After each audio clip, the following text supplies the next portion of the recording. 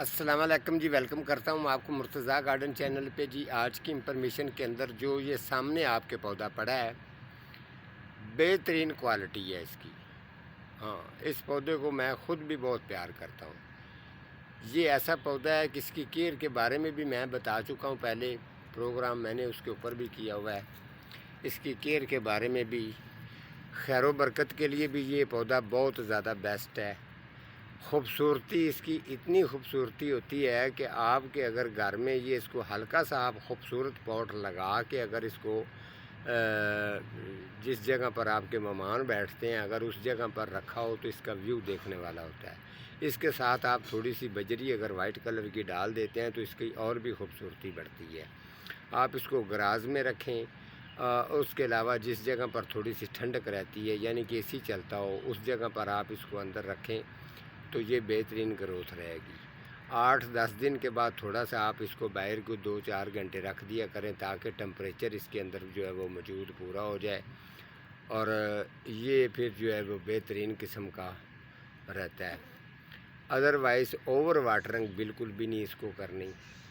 اندر اگر آپ بالکل بند کمرے میں رکھتے ہیں، اگر اس جگہ پر اس کی ٹھنڈک وغیرہ نہیں ہوتی تو پھر اس کا کلر چینج ہو جائے گا۔ کچھ لوگ اس کو اوور واٹرنگ کر دیتے ہیں، کلر پھر اس کا چینج ہو جائے گا، لیکن یہ ہے کہ اس کے پھر باہر لے کے جائیں گے تو خراب ہونے کے چانس ہوتے ہیں۔ آپ نے ایسا نہیں کرنا۔ 8 دن کے بعد 2-4 گھنٹے کے لیے اس کو نکال سکتے ہیں، اور اس کے بعد واٹرنگ وغیرہ کر کے اس کو اچھی طرح سے شاور کر کے دوبارہ اسی جگہ پر آپ اس کو رکھ دیں تو اس پودے کا خیر و برکت کے لیے بیسٹ ہے۔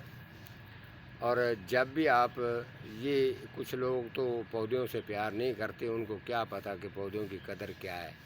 آپ اسے پیار کریں گے، درود شریف پڑھ کے آپ اس کو پانی لگائیں اور پودے کو دلی طور پر آپ اس کے ساتھ پیار بت کریں گے تو یہ پودا انشاءاللہ آپ کو مہینے 1.5 مہینے کے اندر جو ہے وہ رزلٹ دینا شروع ہو جائے گا۔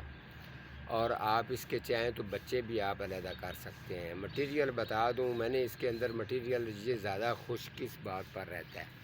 مٹیریل ڈی کمپوسٹ گوبر کھاد اور پتھروں والی کھاد، اس کے اندر ریت، یعنی کہ ایک حصہ آپ نے کرنا ہے، ایک حصہ ریت کر لیں، ان کو آپ اچھی طرح سے مکس کر کے اس کے اندر ہو سکے تو آپ 3-4 اس کے اندر روڑے بھی ڈال سکتے ہیں، مٹی کے اندر مکس کر کے آپ اس کو لگا دیں تو پھر اس کی آپ گروتھ دیکھیں۔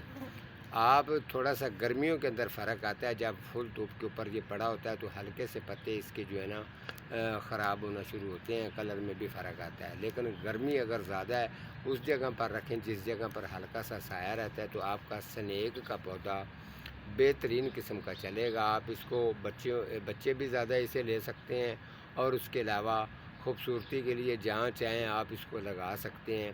تو آپ کے گھر میں گارڈن کے اندر اتنی خوبصورتی کوئی پودا کم دکھاتا ہے۔ اس کے اندر قدرتی طور پر اس طریقے کے نقشے ہیں کہ اگر آپ اس کے پاس بیٹھ کے قدرتی طور پر آپ اس کو دیکھیں گے تو یہ نقشوں سے آپ کو اندازہ ہو جائے گا کہ اللہ تعالیٰ کی قدرت نے اس کے اندر کیا کیا چیزیں رکھی ہیں۔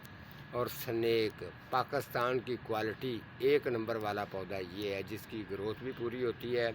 عمر کے حساب سے اس کو ہلکا سا ایک پھول بھی لگتا ہے، لیکن جب عمر پوری ہو جاتی ہے اس سے پہلے نہیں۔ وہ پھول ہلکا سے اس طریقے کا ہوتا ہے جیسے یہ ہوتا ہے، کیا نام ہے اس کا، جس طریقے ڈی لیلی ہے اسی طریقے سے اس کی ایک سٹک جو ہے وہ اوپر کی طرف آتی ہے، چھوٹے چھوٹے اس سٹک کے ساتھ پھول لگتے ہیں موتیوں کی طرح، تو یہ اس کو پھول بھی آتا ہے عمر کے حساب سے۔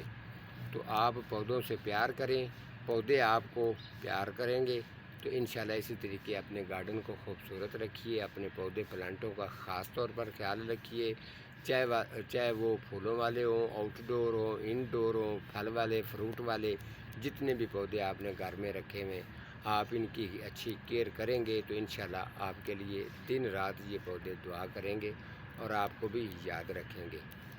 آج کا ہمارا پروگرام اتنا ہی تھا، تو ملتا ہوں کسی اگلے پروگرام کے ساتھ۔